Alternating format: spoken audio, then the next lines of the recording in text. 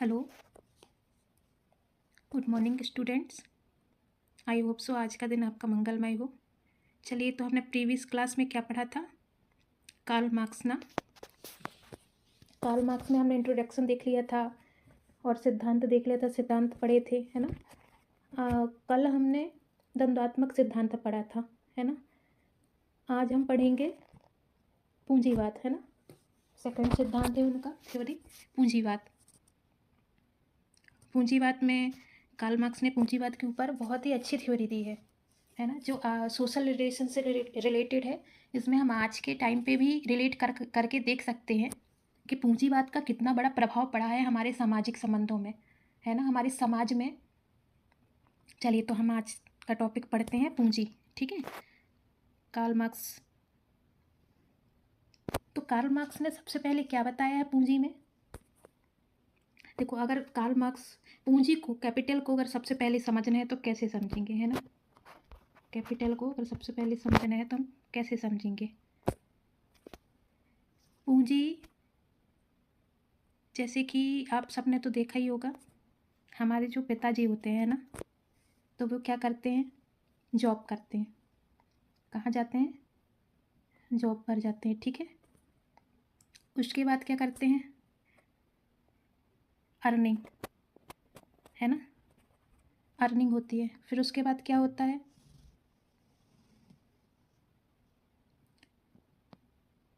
पैसा आता है, ठीक है ना, सैलरी मिलती है, खर्चे होते हैं। लेकिन खर्चे कैसे होते हैं?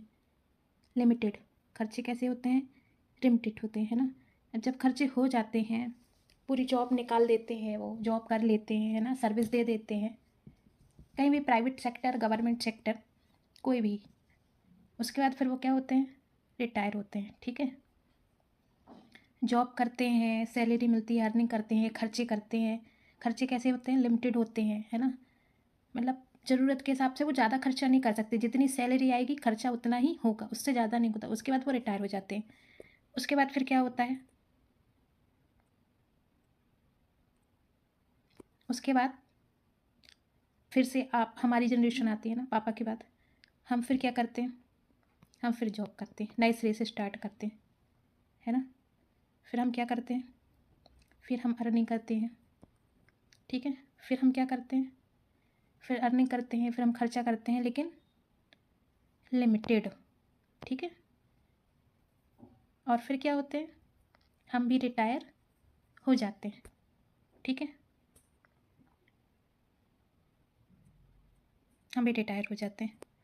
तो इससे क्या समझ आती है कि हम एक जगह से चले थे और वापस उसी जगह पे आके खड़े हो गए, और जब हमारे बाद जो लोग आएंगे फिर वो उसी जगह से चलेंगे और वापस उसी जगह पर आकर खड़े हो जाएंगे। तो इससे हमें क्या समझ आती है कि पूंजी ना आगे जा रही है, ना हमें मिल रही है, ना बढ़ रही है, वो हम एक स्थिर पूंजी में रुक चुके हैं, है ना। तो ये कॉन्सेप्ट तो लागू हो ही नहीं सकता पूंजीवाद में, है ना। तो अगर अब हमें अपनी मनी बढ़ानी है या हमें पूंजी बढ़ानी है, तो उसके लिए कार्ल मार्क्स ने कौन से कॉन्सेप्ट बताए, है ना। तो हम वो कॉन्सेप्ट देखेंगे, क्योंकि अभी जो हम चल रहे हैं उसमें ना हमारी पूंजी बढ़ी रही है, ना ही घटी रही है, हम उससे आगे जा ही नहीं पा रहे हैं, है ना। तो अब इस पूंजी को आगे बढ़ाने के लिए कार्ल मार्क्स ने कौन कौन सी प्रकार बताए हैं, इसमें हम वो देखेंगे, ठीक है ना। अच्छा, पूंजी के प्रकार भी बताए हैं कार्ल मार्क्स ने। तो पूंजी के प्रकार कौन कौन से हैं? स्थिर है, परिवर्तन है, काल्पनिक है ना। स्थिर पूंजी है, परिवर्तन पूंजी है और काल्पनिक पूंजी है, ठीक है। अच्छा, जैसे हम पूंजी को समझ सकते हैं, है ना, पूंजी के बारे में क्या बताया है, चलो देखते हैं पहले हम। कार्ल मार्क्स का क्या मानना था कि पूंजीवाद एक ऐसी तंत्र है जो शोषण, असमानता और वर्ग संघर्ष पर आधारित है ना। और यह अंततः अपने ही अंत की ओर अग्रसर होगा, जिससे समाजवाद और फिर साम्यवाद का उदय होगा, ठीक है ना। एक स्टेज एक हद तक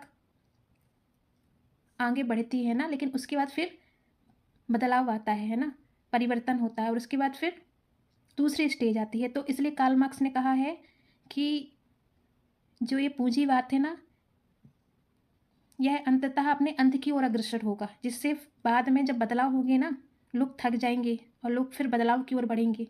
तो समाजवाद और साम्यवाद का उदय होगा, जहाँ ना कोई छोटा होगा ना कोई बड़ा होगा, सब समान होंगे, ठीक है। इसके बारे में, जैसे पूंजी के बारे में हम समझ सकते हैं कि जब पूंजीवाद आया था तो जैसे फैक्ट्रियाँ, मिलें, है ना, फैक्ट्री, मिल और कोयले की खानें, ऐसे बहुत बड़े बड़े साधन बनाए गए थे, है ना, बहुत बड़े बड़े साधन की उत्पत्ति हुई थी, ठीक है, उत्पादन, और जैसे उत्पादन शक्ति बोलते हैं, है ना, विकास किए गए थे। तो जैसे हम समझ सकते हैं जैसे फैक्ट्री, अब जब हम फैक्ट्री बनाएंगे तो उसमें लोहा लगेगा, सामान लगेगा, ज़मीनें लगेंगी, है ना, तो वो तो स्थिर हो गई फैक्ट्री। अब उस फैक्ट्री का जो मालिक होगा वहाँ पे क्या रखेगा, लेबर। तो फैक्ट्री का मालिक अलग हो गया और फैक्ट्री में काम करने वाले लोग अलग हो गए। तो जो फैक्ट्री का मालिक हो गया वो क्या हो गया, बुर्जुआ, है ना, अपर क्लास का। उस उसके लिए जो वो फैक्ट्री है उसकी क्या है, निजी स्वामित्व है ना, उसकी निजी संपत्ति है। लेकिन जो वहाँ पे काम कर रहे हैं, जो फैक्ट्री में काम कर रहे हैं, जो लेबर समूह हैं, उनकी तो निजी संपत्ति नहीं होगी। उनको तो वहाँ क्या बोलते 10 से 12 घंटे तक काम कराया जाएगा, उनको एक टाइमिंग दी जाएगी, लेकिन उनको पैसा उतना ही मिलेगा जितना कि फैक्ट्री का मालिक देगा, है ना। तो वो उनके हाथ पे डिपेंड नहीं है कि वो अगर श्रम कर रहे हैं तो उनको अपने श्रम के अनुसार पैसा वो जितना चाहे उतना ले, नहीं, फैक्ट्री का मालिक जितना चाहे उतना दे सकता है ना। वो अपने अकॉर्डिंग रखेगा। अगर आपको 10 या 12 घंटे काम करा रहा है, अगर वो चाहे तो वो अपने अकॉर्डिंग 500 रुपये ही देगा, आपको 600 रुपये नहीं देगा, क्योंकि निजी स्वामित्व किसकी है, फैक्ट्री के मालिक की। तो वो आप नहीं बता सकते। आप अगर 10 से 12 घंटे काम नहीं भी कर रहे हो तो अगर 5 घंटे कर रहे हो तो वो भी जो वो टाइमिंग है उसके अनुसार फैक्ट्री का मालिक ही पैसे दे सकता है, आप नहीं ले सकते। आपको वो जितना देगा आप उतना ले करके वापस आ जाओगे, है ना। लेकिन आप बढ़े कहाँ, नहीं बढ़े ना आगे। आपको जितना मिला आप आए, अपने अपनी ज़रूरतों के अनुसार पैसा खर्चा किया और पैसा खत्म। अगर आपको फिर से पैसा चाहिए तो आप फिर जाओगे, 10 से 12 घंटे काम करोगे और फिर अर्निंग करोगे। उसके बाद आकर के आप अपनी ज़रूरतों के हिसाब से पैसा खर्चा करोगे और उसके बाद आपको पैसे फिर ख़त्म हो जाएंगे।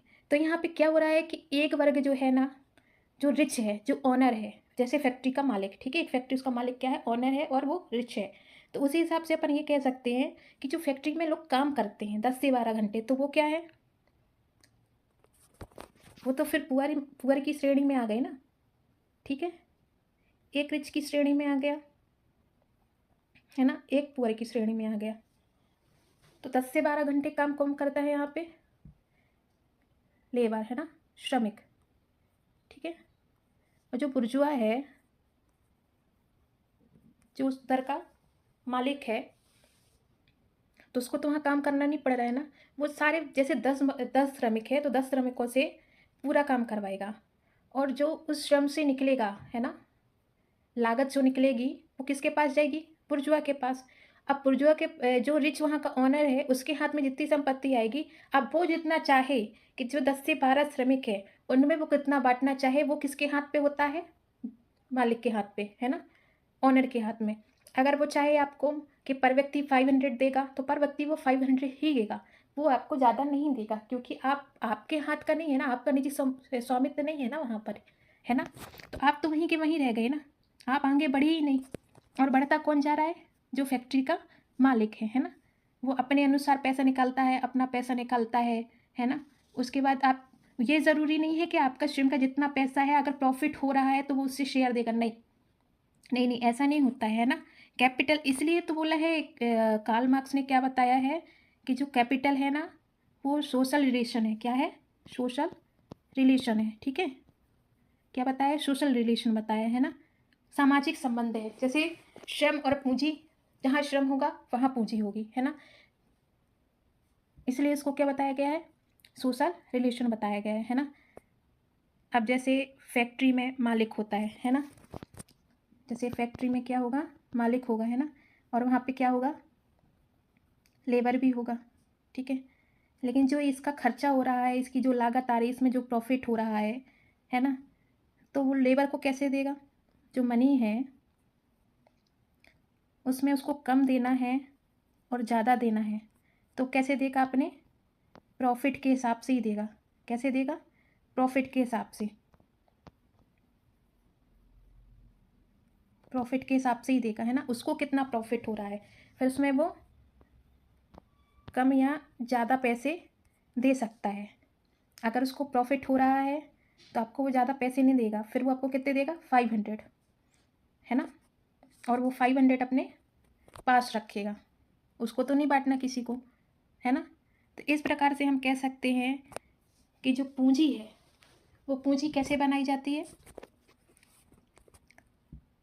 अपने जो उत्पादन के साधन होते हैं ना, जैसे कार्ल मार्क्स ने बोला है कि जो पूंजीवादी लोग होते हैं ना, उनका उदय कैसे हुआ, फिर उत्पादन साधनों पर बुर्जुआ वर्ग के निजी स्वामित्व और उत्पादन साधनों से वंचित तथा अपनी श्रम शक्ति बेचने को विवश करता हुआ मजदूरों के श्रम के शोषण पर आधारित होते हैं।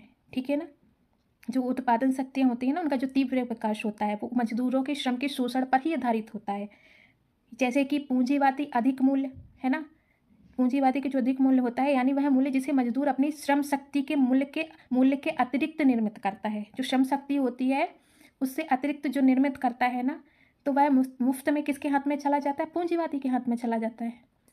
अब वो तो पता नहीं होगा ना मजदूरों के कि मैंने कितना कमाया, उससे कितना अर्जित हुआ, वो तो उनको पता नहीं, उनको सिर्फ उनके श्रम के अनुसार पैसा मिलेगा, उसके अलावा थोड़ी ना पैसा मिलेगा। तो वो पैसा कहाँ चला जाएगा, वो पूंजीपति के हाथ में चला जाएगा, तो पूंजीपति और आगे बढ़ता जाएगा, है ना।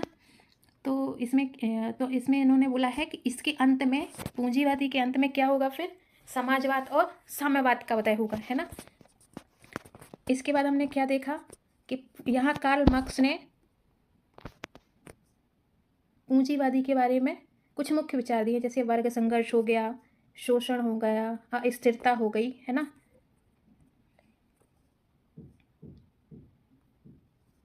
जैसे मार्क्स ने समाज के दो मुख्य वर्गों में विभाजित किया, पूंजीपति और सर्वहार, जो उत्पादन के साधनों का स्वामित्व रखते हैं और जो अपना श्रम बेचते हैं। उनका मानना है कि इन दो वर्गों के बीच में क्या होगा, संघर्ष। यही पूंजीवादी की क्या है, विशेषता है। वैसे ही शोषण हो गया, पूंजीपति वर्ग सर्वहार वर्ग का क्या करते हैं, शोषण, क्योंकि वे श्रमिकों के श्रम से अधिक मूल्य प्राप्त करते हैं, लेकिन उन्हें इसके अनुसार क्या नहीं मिलता, भुगतान नहीं मिलता है ना। और उनको समझ में नहीं आता है कि कितना पैसा आया जो हमें मिलना चाहिए। ठीक है, इसलिए उनकी जागरूक ना होने के कारण उनका क्या किया जाता है, शोषण। और अस्थिरता भी रहती है। जैसे मार्क्स ने पूंजीवाद को एक अस्थिर प्रणाली के रूप में देखा, जो आर्थिक संकटों और महामंदी के दौर से गुजरता है ना। चलो, अब हमने ये देख लिया। यहाँ पे हम देखते हैं स्थिर पूंजी, परिवर्तित पूंजी और काल्पनिक पूंजी, है ना।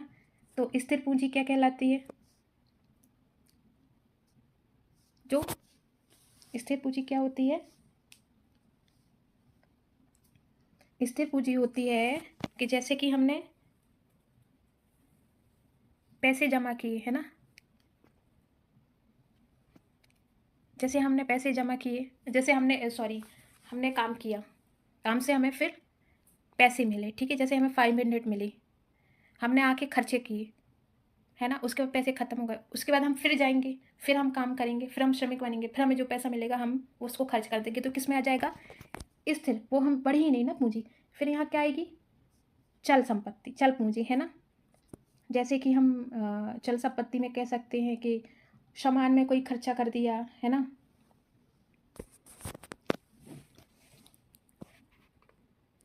या मिलों में लगा दिया, तो वो संपत्ति एक जगह स्थिर नहीं रहती है ना, वो चलती जाती है, चलती जाती है। क्योंकि जब हम एक क्या बोलते, फैक्ट्री में लगाएंगे, मिल में लगाएंगे पैसा, तो वो पैसा बढ़ता जाएगा, है ना, वो रुकता नहीं, एक जगह रुक के नहीं रहता कि नहीं अब इसके आगे बढ़ेगा, नहीं, वो चलता जाता, परिवर्तित पूंजी होती जाती है ना।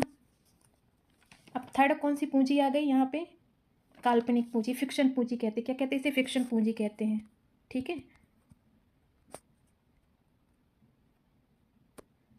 तो इसमें क्या आता है, स्टॉक, इसमें क्या आता है, स्टॉक और प्रतिभूतियाँ, है ना।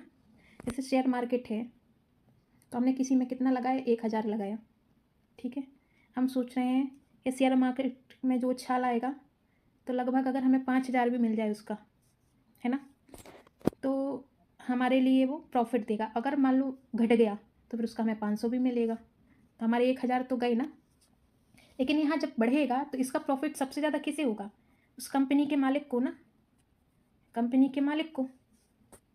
तो यहाँ पे भी क्या हो रहा है, हम काल्पनिकता में जी रहे हैं, किससे प्रॉफिट हम होगा, लेकिन हमसे ज़्यादा प्रॉफिट तो कंपनी को हो जाएगा ना, उसका तो डबल हो जाएगा। समझ रहे हो आप। तो ये पूंजी हमारे लिए ना हो के पूंजीपतियों के लिए ही पूंजी है ये। चलिए, ये 3 प्रकार हो गए ना स्थिर पूंजी के। चलिए, अब पूंजी को आगे बढ़ाने के लिए 2 प्रकार बताए हैं मार्क्स ने कितने, 2 प्रकार, CMC और MCM, ठीक है ना। तो CMC क्या है, कमोडिट मनी कमोडिट, कोई उपभोक्ता के उपयोग की कोई अन्य वस्तु खरीदने के लिए बेचता है ना, कि कमोडिट मनी कमोडिट के रूप में लिखता है। और यह क्या है, एक सामान्य फॉर्मूला है। कोई भी जो उपभोक्ता होता है ना, तो जब वो कोई वस्तु खरीदता है ना, उपयोग के लिए कोई अन्य वस्तु खरीदने के लिए, फिर उसे बेच देता है, कोई भी वस्तु को बेच देता है। जैसे कि जो हमारे पिताजी ने रखी होगी अपनी, है ना, संपत्ति वगैरह, तो हम उससे कमाएंगे खाएंगे, फिर उससे जो संपत्ति आएगी उसको हम फिर रख देंगे, तो हमारे जो आने वाली जनरेशन है वो उसका यूज़ करेगी, है ना। तो वो कमोडिट मनी फिर कमोडिट हो जाएगा, है ना। अब इधर आते हैं हम MCM में, है ना। तो इसमें क्या देखते हैं कि जो मनी कमोडिट मनी, है ना, धन का वस्तुओं में परिवर्तन तथा वस्तुओं का पुनः परिवर्तित, मूल्य के धन में परिवर्तित होना। मतलब सीधी सी बात है, धन से धन की उत्पत्ति हो रही है। यहाँ पे क्या हो रहा है, धन से धन की उत्पत्ति हो रही है। अब जैसे कि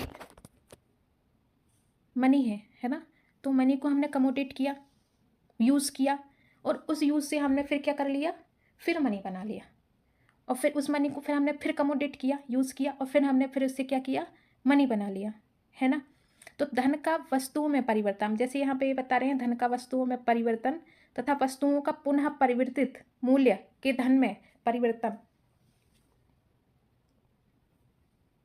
है ना, ही क्या है, MCM है। यानी बढ़ता जा रहा है आगे, पैसा रुक नहीं रहा है। तो हम इस हिसाब से भी पैसा कमा सकते हैं।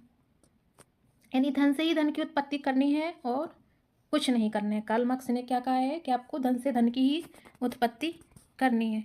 थोड़ा सा दिमाग लगाना पड़ेगा यहाँ पे, है ना, नहीं तो हम किस कैटेगरी में आ जाएंगे, फिर पुअर कैटेगरी में, जिसका शोषण होता ही जा रहा है कंटिन्यूसली, क्योंकि उसको पता ही नहीं है कि उसकी जो श्रम शक्ति है ना, जो उसकी श्रमिक पूंजी है, उसके अतिरिक्त भी पूंजी की लागत निकल के आ रही है, जो उसे पता ही नहीं है, उसे नहीं मिलती, क्योंकि पूंजीपति वर्ग उसको देता ही नहीं है ना, क्योंकि वो उसके निजी स्वामित्व में रहता है और वो उत्पादन साधनों से वंचित रह जाता है। क्या करे बेचारा, है ना। तो ये समझ में आ गया ना आप लोगों को, धन से धन की उत्पत्ति। यानी पूंजी की 3 प्रकार हैं। पूंजी 3 प्रकार की होती है, स्थिर होती है, परिवर्तित होती है और काल्पनिक होती है। फिर पूंजी के उसने 2 प्रकार बताए हैं कि अपन पूंजी से पूंजी कैसे बना सकते हैं, ठीक है ना। एक बताया CMC, है ना, एक बताया MCM, ठीक है, कमोडिट मनी कमोडिट, और दूसरा है मनी कमोडिट मनी, ठीक है। चलिए, ये समझ में आ गया होगा ना आप लोगों के। आज पूंजी का यहीं पे ख़त्म होता है, पूंजी सिद्धांत, कार्ल मार्क्स पूंजी की थ्योरी। पूंजी आपको समझ में आ गया होगा ना, आई होप सो। पूंजी के बारे में देखो, पूंजी क्या है, इन इक्वालिटी की भी बात करती है। क्या करती है, इन इक्वालिटी की भी बात करती है। जैसे कि यहाँ पे क्या हो गया, पुअर, और यहाँ पे क्या हो गया, रिच, हो गया ना, अंतर दोनों में। ये कितना करेगा, 10 से 12 घंटे काम करेगा और इसको मात्र 500 मिलेंगे। लेकिन यहाँ पे ये काम तो नहीं करेगा, ये काम करवाएगा, है ना, और जो काम करके जाएगा उसके बदले का इसको कितना मिलेगा, 1000 जैसे प्रॉफिट हुआ, है ना, 1000 रुपया है तो 500 देगा। लेकिन अगर इसमें से इसको 500 प्रॉफिट हो रहा है तो ये किसके पास रहेगा, ओनर के पास रहेगा, ये पुअर के पास नहीं जाएगा। तो इसका मतलब ये है कि पुअर तो पुअर रहेगा, है ना, श्रमिक जो वर्ग है, लेकिन जो ओनर है, पूंजीपति वर्ग है, वो तो बढ़ता ही जाएगा। तो यहाँ क्या आ गई, इन इक्वालिटी आ गई। क्या आ गई, इन इक्वालिटी आ गई, है ना। ठीक है, समझ में आया। चलिए, आज की क्लास यहीं एंड करते हैं, है ना। आई होप सो आप लोगों को समझ में आ गया होगा, और जो नहीं भी समझ में आया होगा तो आप कमेंट बॉक्स में लिख के बताइएगा कि आपको क्या समझ में नहीं आएगा। नेक्स्ट क्लास में हम पढ़ेंगे वर्ग संघर्ष, है ना, नेक्स्ट क्लास में हम पढ़ेंगे वर्ग संघर्ष। चलिए, ठीक है, धन्यवाद।